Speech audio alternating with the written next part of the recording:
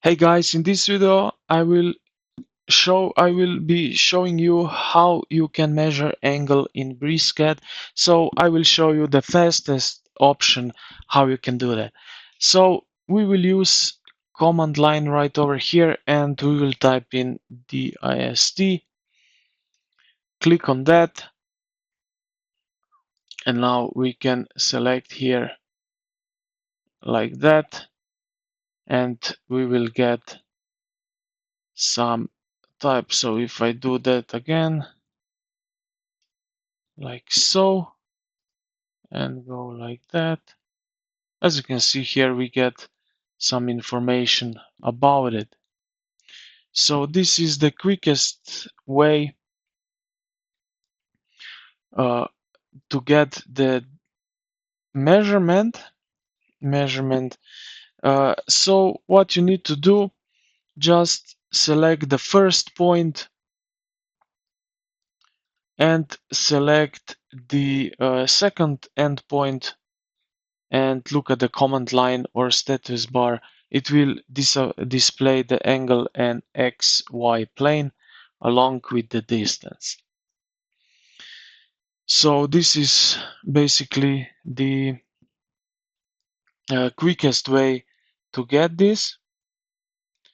So if you want more visual experience, you will use the geometry measurement tool. So also in the command line here, type in measure, click enter, and then enter. Here you can enter an option which you want to measure. So we go with angle, and what we need to do now, just select an option like that. Sorry. So first corner executive window like that. So with this option here, you can then get more visual experience. Also, the third option that you have, you can use this diamangular, so like that. So right here, as you can see, you can select line, arc, or circle. So if we do that, press enter,